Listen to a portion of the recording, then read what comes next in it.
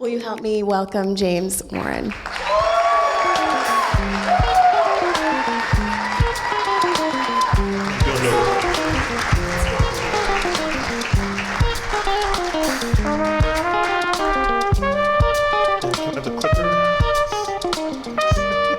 Good morning. Good morning. How are you doing today? They got me double mic'd up, so hopefully that means you're going to hear me twice. I'm really excited to be here with you this morning. Very, very grateful for the chance to just connect.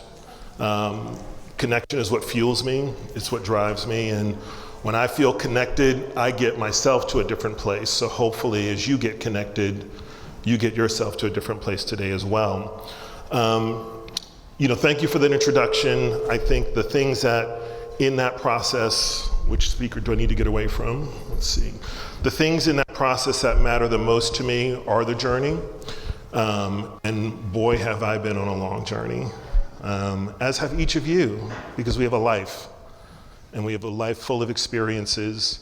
And all of those experiences come together to not only explain the journey we've been on, but hopefully to illuminate the journey we want to go on forward together. My calling is for people to experience hope and revelation with me. And I got to that calling when I was on part of my journey with my coach, Benita. So thank you, Benita, for helping me get to that place. She didn't know I was going to do that, but that's why I'm here. That's why I'm doing the work I'm doing, is because I got to a place of realization, of clarity, of who I was, where I was, and what I wanted to be doing with the rest of my life. So that's what we're going to talk about a little bit today. This picture is really meaningful to me. This picture is the mountains in Tucson. And let's see, November 2023, so just over a year ago, we took a trip as a family to Tucson. It was a trip that I was not really ready for. There was so much going on, work-wise, business-wise, things were not going well. And I was feeling very uncertain about myself. But I took the trip with my family. That was the key thing, is I took the trip.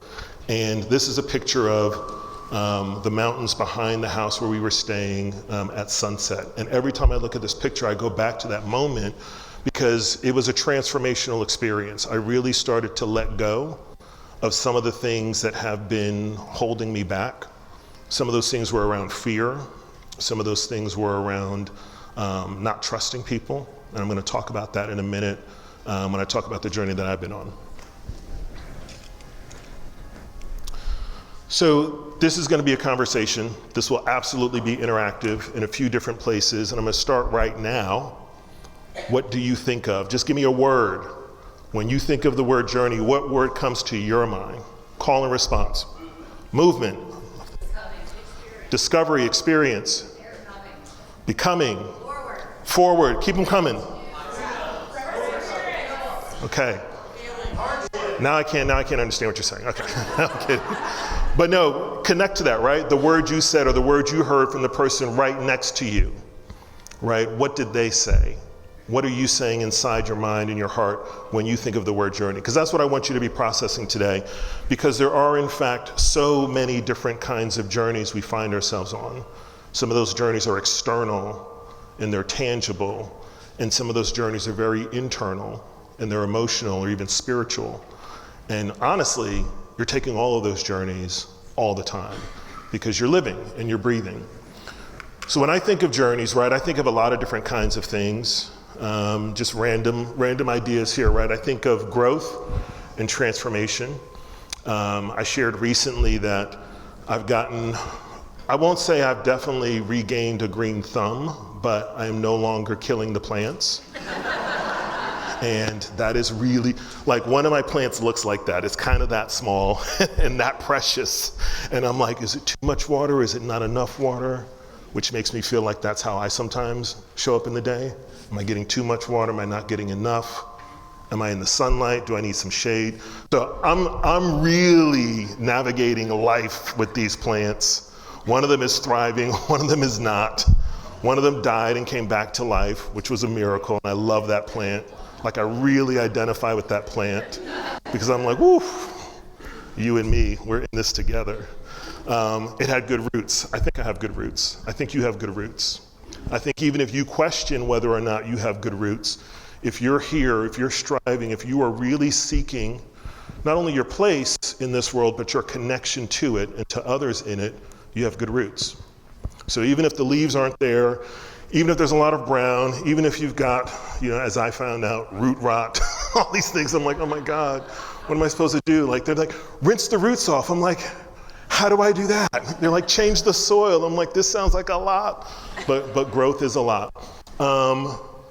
We think about the world, we think about what's going on in the world around us. Travel, of course, is such a huge way to experience the journey. I think sometimes we think the trip is the journey. I think the trip, in my experiences, reveals the journey that I'm on.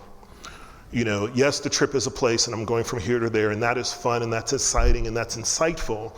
But more often than not, the trip is really just, it's a classroom.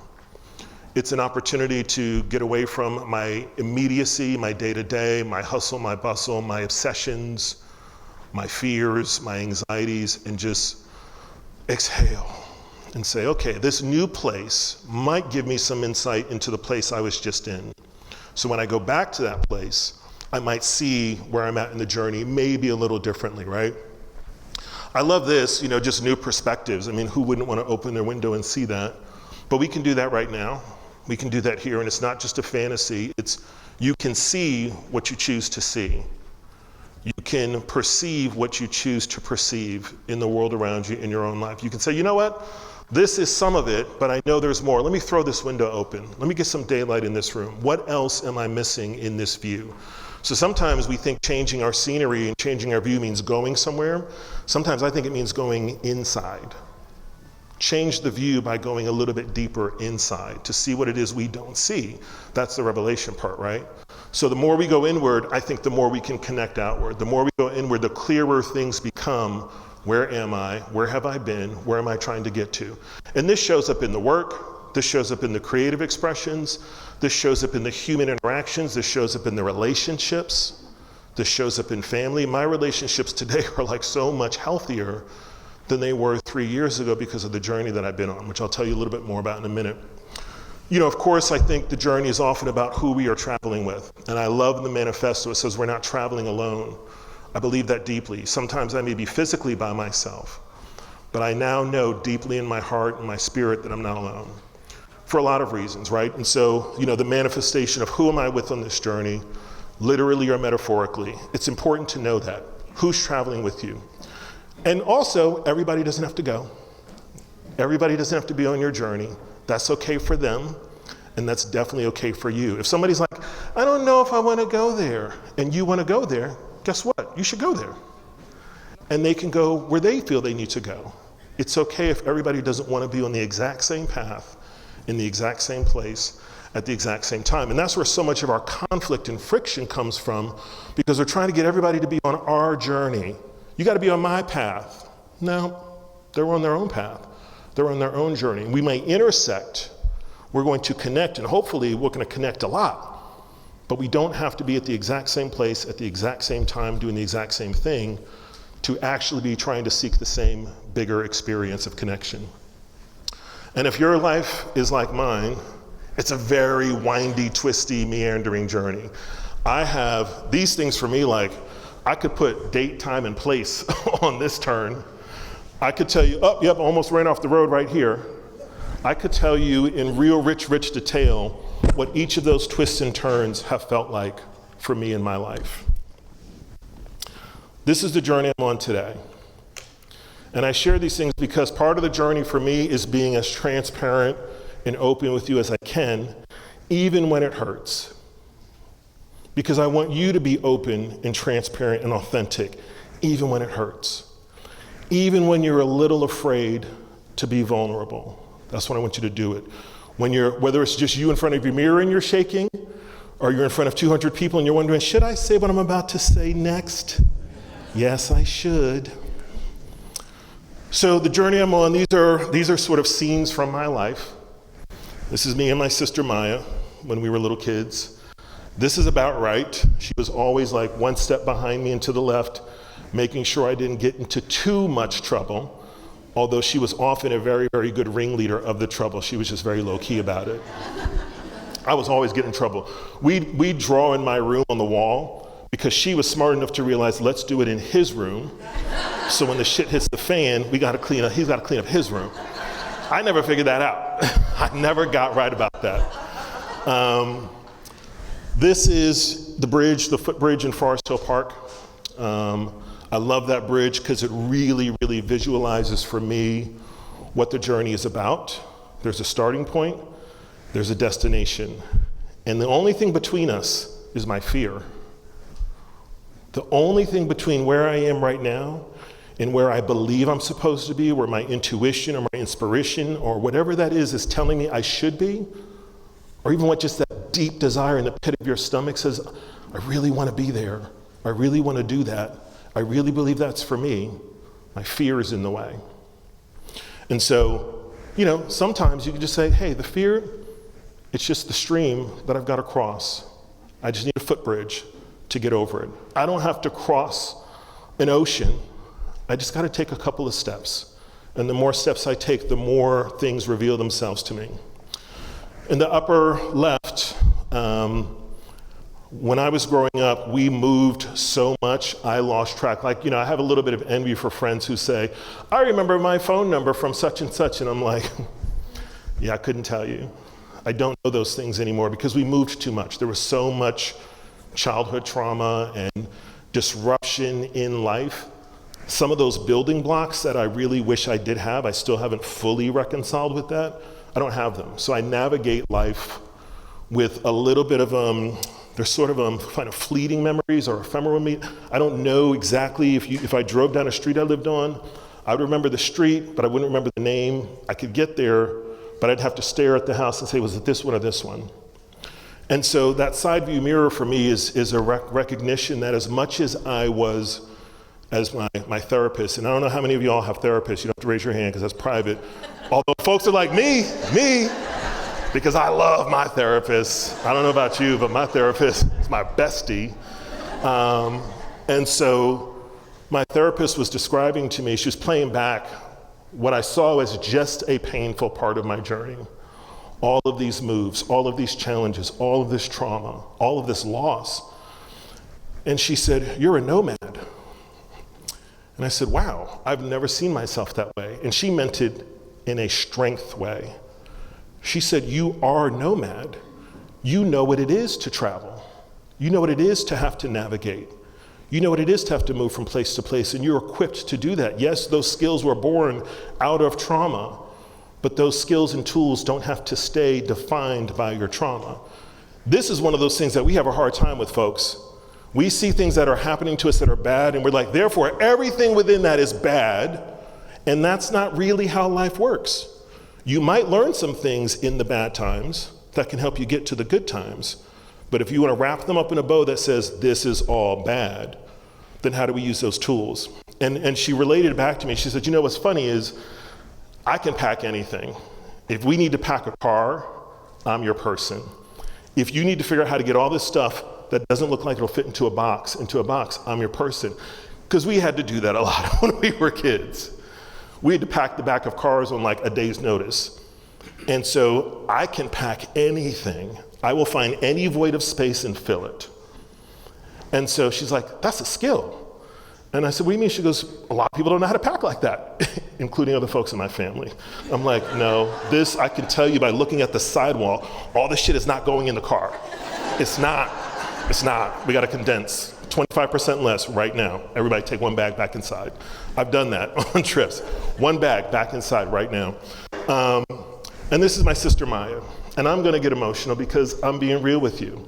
Maya left us about 2.5 years ago. And it was the hardest day of my life, and it's been the hardest couple of years since then. But I share it because it's important for us to acknowledge that the journey isn't always feeling good. Sometimes the journey hurts really, really deeply. And I could have gone dark into a hole. I could have processed her loss and said, that's it, I'm coming right behind you, Maya, because I don't want to be on this planet without you. She's named after Dr. Maya Angelou. She was a poet. She was a lawyer. She was everything to our family and to me. And when she left, I did not know how to process. But I told myself in that moment, I'm looking at my kids, I'm looking at myself, I'm looking at pictures of this amazing woman, and I said, there's still a purpose and a role for me on this planet. And some of that is actually related to the story of the journey that my sister and I had together. And so I still don't fully know what all that means. That's that door in the sky right there. I don't know what it means. I don't know what's beyond the door. I don't know how to process life after death. I don't know how to process loss. I don't know how to process suicide loss. I don't know those things, but I'm on the journey. I'm willing to go there. And I want you to be willing to go on the journey to face your hard things, because you could stay in the path of comfort and ease. You could stay in a place where everything around you is predictable, or you could even succumb to the darkness and say, I don't want to go forward. But the third path is I'm going to move forward with this pain, with this trauma, until I get to a place where I can set it down. And so I'm inviting you to take it with you till you find the right place on the journey to set it down. And there will be a place where you can set it down. Trust that. So when I think about the role of the journey in life, and I think about the role that stories play in particular, stories, which is my lifeblood, that is my creative place. That is my place of work. That's my place of creativity. That's my place of connection. It's the story for me, because the story helps us learn, and it also helps us connect. It's ancient, it's modern, it's timeless. So we use stories in every way imaginable to do those things. And so that bridge for me is a way to get to a place where I am eventually breaking free from the chains, from the things that kind of held me back, that bound me up. Again, so much in my life was decided by fear. So much. I don't know if any of you can relate to that. But so much of my life, professionally, personally, relationship-wise, even spiritually, was governed by fear. And so I've been on a journey, particularly the last couple of years, to break free from that fear, to choose trust, to extend trust in myself and the people around me, and it has been transformative. I could not believe how much better things got and how faster they improved when I started choosing trust over fear. And my fear was not just fear that they won't do this or they will do that, it was I will be this and I will do that. There was so much me in the middle of that conversation. And the more I trusted people, I was blown away by how the people who I trusted, and I wasn't like just trusting anybody, but I was being somewhat intentional about, at least let me trust the people in my life, my family, my teammates. Let me give them more trust. And let's see what happens when I do that. And the results were incredible. So the transformational journey for me was personal, but it also then impacted the relationships and it impacted the work, because I started to choose trust over fear.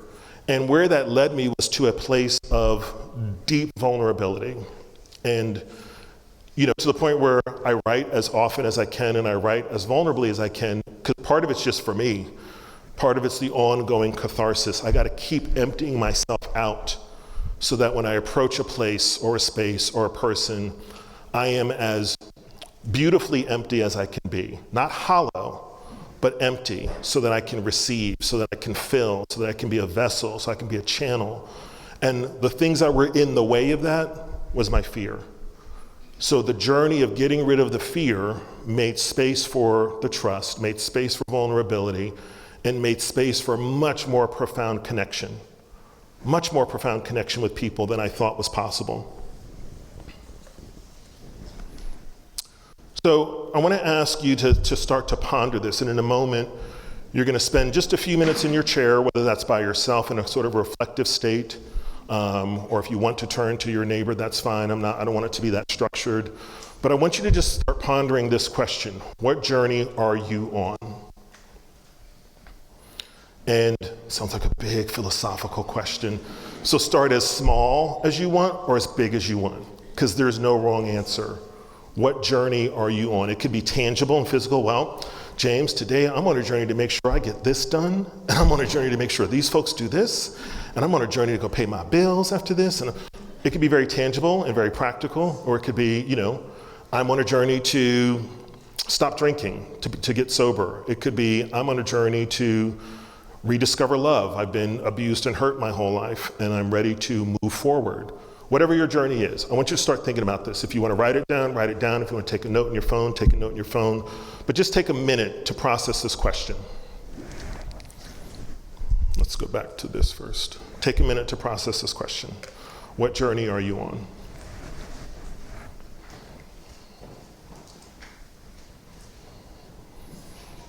Don't even yet worry about where you're going.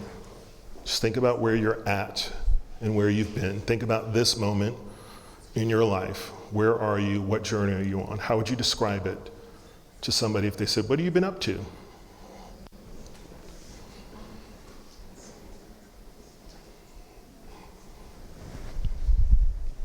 This reminds me of a moment when we're doing Seek sessions, which I love, which is when people stop and they start writing and the hush descends.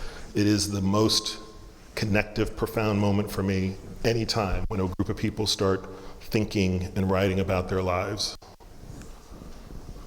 So as you're doing that, you can stay in that space because we're going to continue to reflect a little bit. What might, emphasize the word might, because you do not have to figure out the answer here. This is suggestive. This is not definitive. You are not failing if you don't know the answer to this, and you do not get 20 gold stars if you do. But I want you to just think about this. What might the end of this journey look like? Okay? Just this present one, because there's multiple journeys. The one that you were just processing. What might the end of that journey look like to you? It could be a place. It could be a state of being. It could be a level of how you feel about yourself. What might the end of this journey look like for you? Not the end of the big thing, just the end of this journey. So process that for a minute, and then we're going to talk about it. I love this image because I love this idea of going off the beaten path. And I'll share the credits.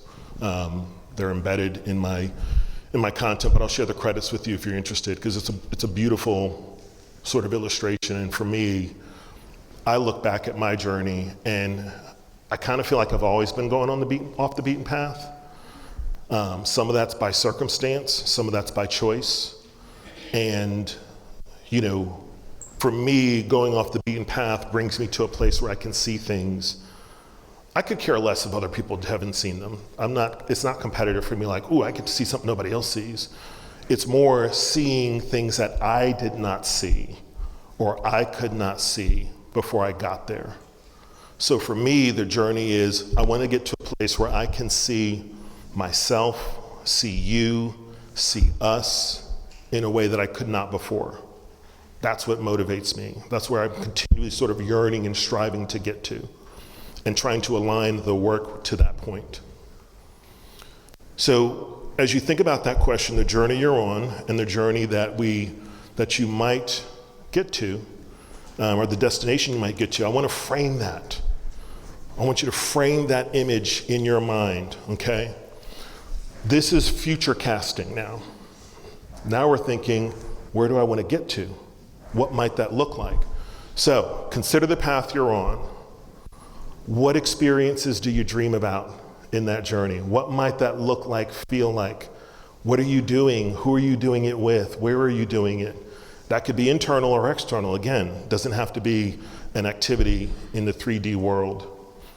Who, where, and how are you at that moment? How are you at that moment?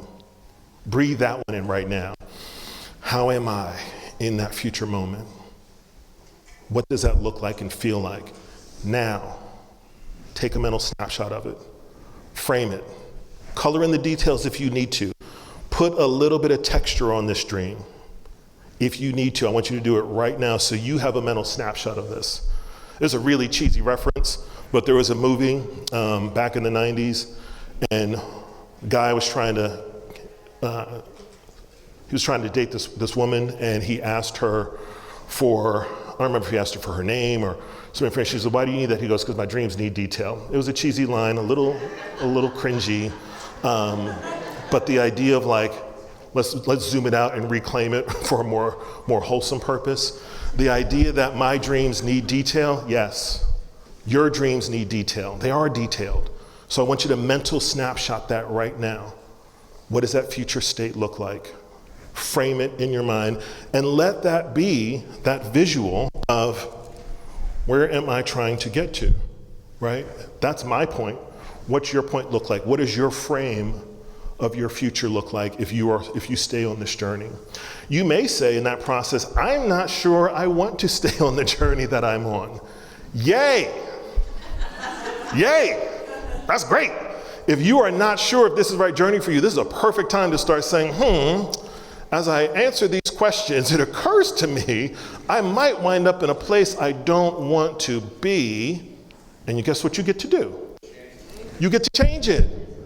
You get to choose your own adventure. Your future is not yet written, but it's written moment by moment, second by second. So what do you want it to be now, and now, and now, and a few more nows from now, and then frame that. That's what and then that becomes your guide. That becomes what you are seeking and manifesting in every aspect of your life. So, I want old school. Let's conversate. I want to converse. Let's conversate for a few. I am a big 90s and early 2000s hip hop fan. Yes, that's what I'm talking about. I did make the mistake of driving around Manchester one day in the family minivan with the windows rolled down, Biggie turned way up. And I'm thinking like, yeah, this is the best day ever. Got Biggie on 100. And I'm just like head nodding hard. I think I'm back. I'm from New York originally, so I'm feeling like I'm back home, just going at it. I pull up to the stoplight on Hull Street. This person looks at me like, what are you doing? And it was probably like right around here, because I remember I was like, make a quick right, because I can see why they are a little thrown. But listen, sometimes you gotta roll those windows down and blast that music, and noise ordinances be damned. Do what you gotta do. So let's conversate. I wanna talk to you about it. I wanna hear from you when you think about journey, or you think about the journey you're on. Let's take a few minutes and just chat it up. Thoughts, reactions, yes? I'm surprised that no one's talked about journey. A journey is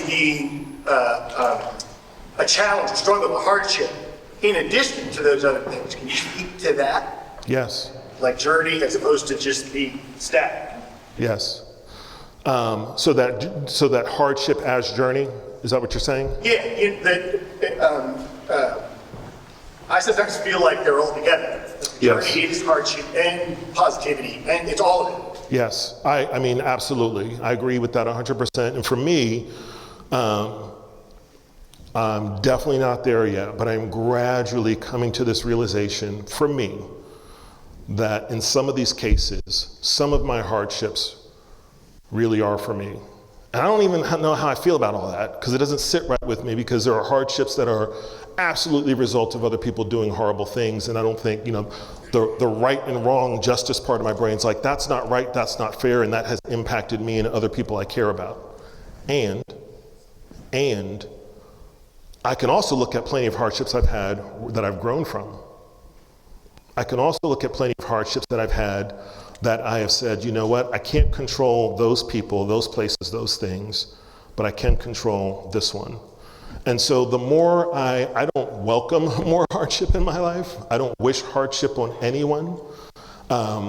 When the hardship comes, because it inevitably does, right? This is a function of the human condition. I can't pick and choose that reality. So then the question becomes, how will I navigate the hardship? And increasingly, in very, very small ways, I'm learning to actually embrace it. This is hard for me because I grew up in a very sort of binary world where if it was bad and wrong, it was evil, and if it was evil, it was, and then it became a very religious conversation, and I don't necessarily embrace that view of it the way I used to. And I don't believe in not holding other people accountable when they do their things that mess with the lives of other people. And when my life is messed with, how will I react and respond? Because what I do realize is when I navigate that hardship, I am showing somebody else in a small way, like there's at least choice. I have some agency in this, even if it's small, even if the agency is only what I'm gonna do in this brain in response to this immediate moment. So that's hard, that's in the gray area, because I know that for a lot of people, the idea of embracing those things, coming from without, feels like I am absolving people of doing the things that maybe they've done. But that's a journey. It's a journey for me. Other thoughts, questions? Yes, in the back. So some of the hardest journeys involve a place that doesn't move at all. It's sitting with it, or whatever that circumstance or occurrence is, and dealing with it as opposed to trying to move away from it or run away. And I think we get this idea that if we're not moving forward, we're not growing or we're not learning, but sitting still and being in it sometimes is the most important part of the journey. Absolutely. So the comment was, even in places of either hardship or even not hardship, just the idea of sitting with what is happening as part of the journey, that it does not require, in every case, constant movement or motion. Is that a fair way to recap it? I agree with that as well, and I'll go back to the loss of my sister. It took a lot of sitting with it. It took a lot of sitting with it because in the most immediate sense, there's things things in our lives that we can change. It's relatively small compared to like the whole world and the universe. But the things in my life that I can change are things that I can change. And so sitting with it was part of the change. I didn't realize it at the time that was starting me on a different path. But if I had chosen not to sit with it, if I had only processed anger and sadness, not wonder and curiosity. I started writing deep about like metaphysical stuff in like the universe, and we're a bag of atoms hurtling through space in time, and we're 14 billion years old. We're just at this point in this time, at this moment. And somewhere else out there in time and space, what used to be Maya is still Maya in a different way. Like that's where my brain started going, right? Because I was sitting with it. But that gave me space to realize that it's not as all or nothing as she died, and she died in this way that feels so sad and tragic and coda. It didn't feel like that. It felt like by sitting with it, I could find that I could navigate my grief and joy together, that I could honor her life and her memories, that I could look at those photos and not only cry, but also laugh and smile. And that's important to me, to show people that is how we can navigate hard things, that we can see the joy and the sadness at the same time and make space for them together. In my experience, in the work I do, I see those emotions coexisting a lot more than we talk about it. We pretend we're either all happy or all sad. That ain't true. We're processing lots of emotions all the time about lots of right now, you have things in your life that are making you happy and things that are pissing you off at the same time. So you're already processing the complexity of emotions every day, all day. You're already processing that. So when a hard situation comes, the question is why not use those same tools, those same skills, those same gifts, really, to experience that hard time and to sit with it and to turn it over. Embrace it if it feels like you can embrace it. If the only thing preventing you from embracing it is fear, probably a good thing to do it. But if your intuition is telling you, I shouldn't embrace this, I should reject this, and I should move on, that also is true. Both of those things can be true. But getting still and quiet is how you learn the difference. It's when the intuition starts to get really, really clear. How are we doing on time? Okay. I'll take one or two more questions and then we'll wrap up. Yes, I'll take you and then you. So when you have a really big journey and you know you have to take a journey, but that fear is standing right there, how do you take your first step? How do you start that journey?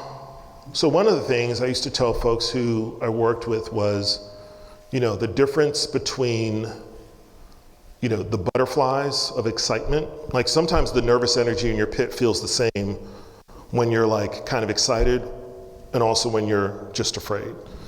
So then the question I would ask is, well, why am I afraid? And if the answers were things that were all like me driven in my head versus things like, no, I know I've prepared for this and I've done the homework and I'm ready to do this. Then I would recognize what's called for me in that moment is to just, in fact, take one small step, one step. Sometimes I would break that down into an even smaller step. Because if the step involves, I'm making it up, walk from here to there, maybe the first small step is put on my shoes. And whatever that is, I can do that one thing. I break it down till it's one thing that I know I can do with really no real reason for me to be afraid of doing that one thing. And it does shift the brain a bit. It does shift the energy. It allows me to at least look from here to here, and then maybe from here to here. And next thing you know, I'm focusing on the destination instead of focusing on the step.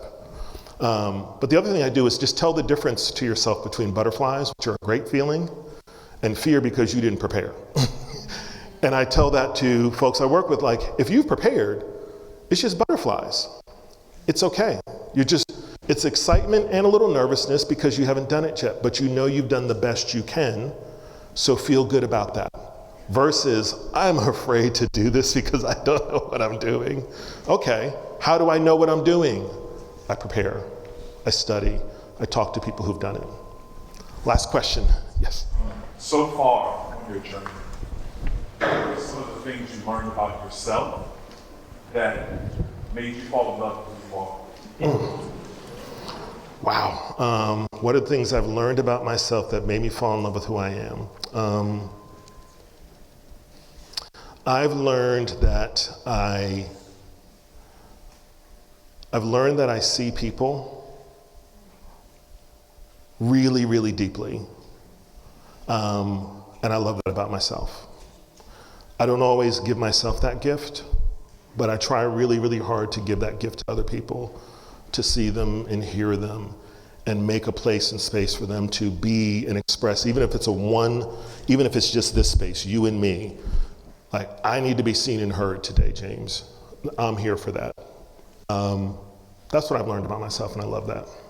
Thank you. Thank you all. Thank you. Thank you very much.